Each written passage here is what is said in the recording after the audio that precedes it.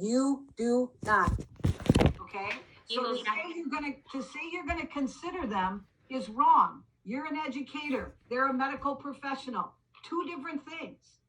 Thank you, Pat.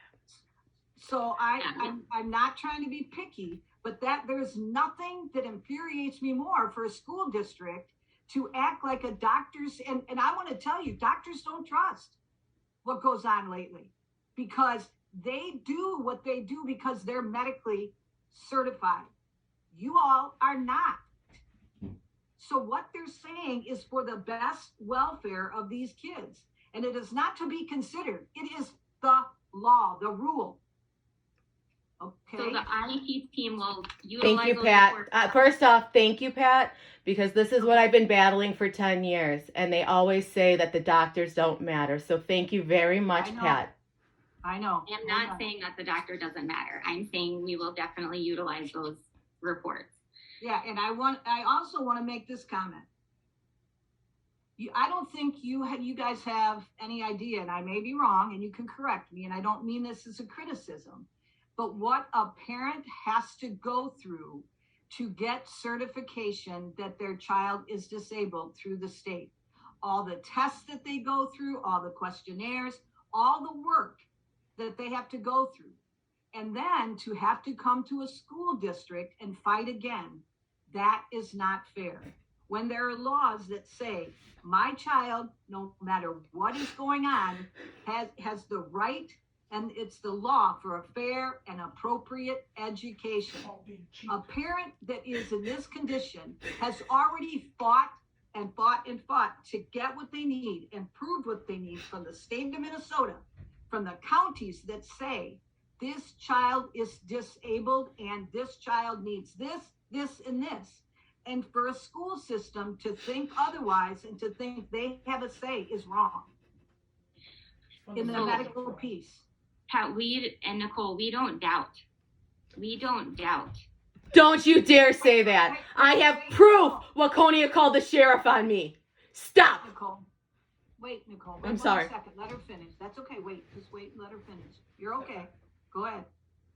That we want to acknowledge that this is not an easy situation, and that Nicole and Matt are working very hard for their children. There is no doubt that they care about their children, that they're their children's best advocates.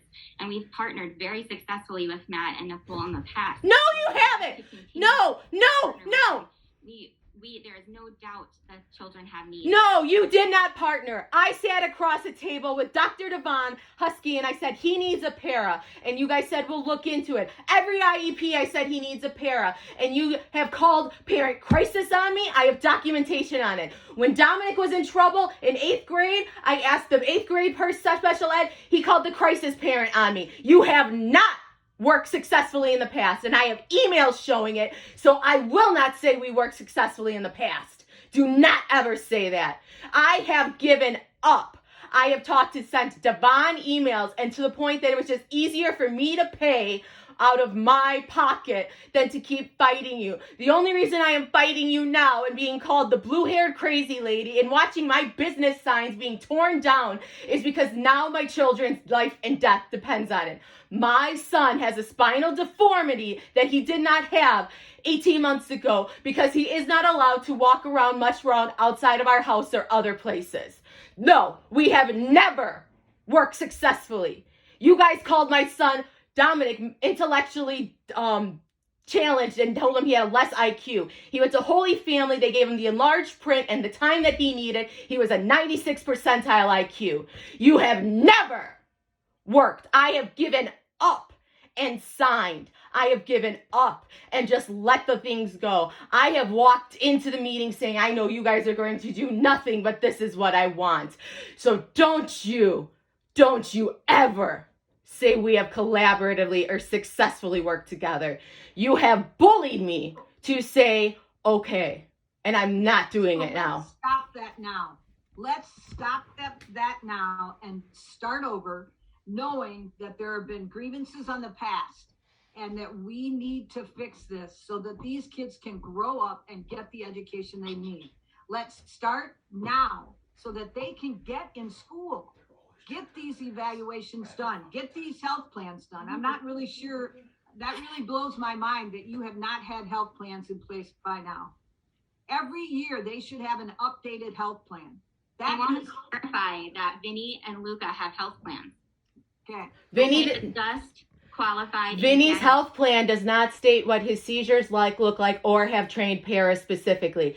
Find me someone in the school, find his teacher who had them. Say, what do Vinny's seizures look like? You don't know, therefore you don't have a health plan. So and we are willing to obviously update all of the health plans. Okay. Attempted to create a health plan for Gia. We have emails from our school nurse.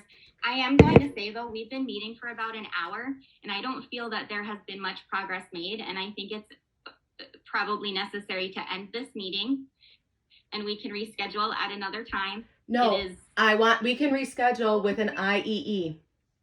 After the IEE. Can we do this? Can we, if we're going to end, I want to know what the next steps are. I want to know what's going to happen right after this meeting to ensure that we're going forth with the education of these kids, from the evaluation to like you just mentioned. I like that, the updating of the health plans, but I need to see a timeline that says, because these kids need to be educated. Yeah, so we will send an updated proposal with, what we talked about with Gia adding, wanting to know more about her feeding needs, wanting to get that updated. We had already requested, any updated health information so we could do the training prior to the kids coming in. We stand by that our district office proposal is safe. And also we stand by the fact that MDE does not allow us to provide regular education distance learning and that we have a partnership. I have requested homebound. You have seen it. I have requested numerous times homebound. My pediatrician. Wait, go ahead. So we have proposed home-based. We do not have a letter stating that the children are confined to the home. We have proposed home-based service at the district office. We will not send staff into the home because we believe that our proposal meets the doctor's recommendations for a safe plan. And what does the doctor say about that? The doctor says they need to be home. Honestly, Pat, I think when Dr. Bees wrote that, she distance learning, the doctor says that they need to be either home completely with homebound or in a masked situation. She wrote a beautiful 2-page thing. Jen has a wonderful ability to pick one sentence out and manipulate it. So I'll talk to Dr. Bees and have her write the letter stating that they have to be specifically home because apparently a diagnosis of congenital disorder, glycosylation, seizures, feeding tube, encephalitis, spinal cord swelling, RSV, raspy lungs, all of that is not sufficient, even though you know all of it. So I will have her write, do you want like a 30-page dissertation on it? What do you want? Her letter says the Skaro children should have the option to participate in distance learning in school systems where universal masking is not required. So that is what her doctor's note says, and that option is available for you, either through Southwest Metro or parents sometimes open enroll in other districts. You are not getting me in another district so that you are not responsible for the services you failed. I know exactly what you are trying to do. If I leave the district, you are no longer responsible for the failures that you've done.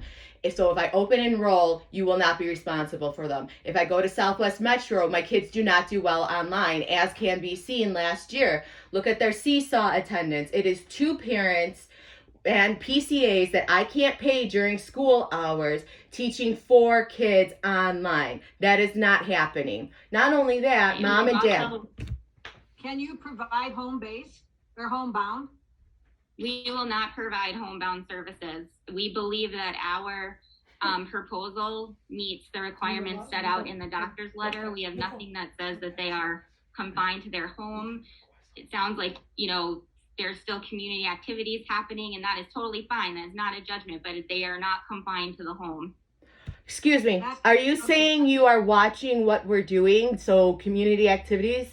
Can you explain what community activities means in regards to my children? You had mentioned that Gia went to dance. That's in an email. That's called dance therapy, which she's allowed to do.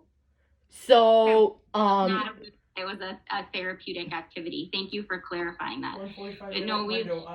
Oh my God, really? Okay, so can we say this some more? What other things? Because I know your lawyer has videos of me. What other things are you using? I think it's just best we air this out right now. I mean, we're going to end this meeting, and we can reschedule something else, but we will send a proposal to you. Hey, Pat, is there anything else you can say before she shuts us off? No, I just want to make sure that we have dates on that proposal, when you're going to do evaluations, when we can do what we can do.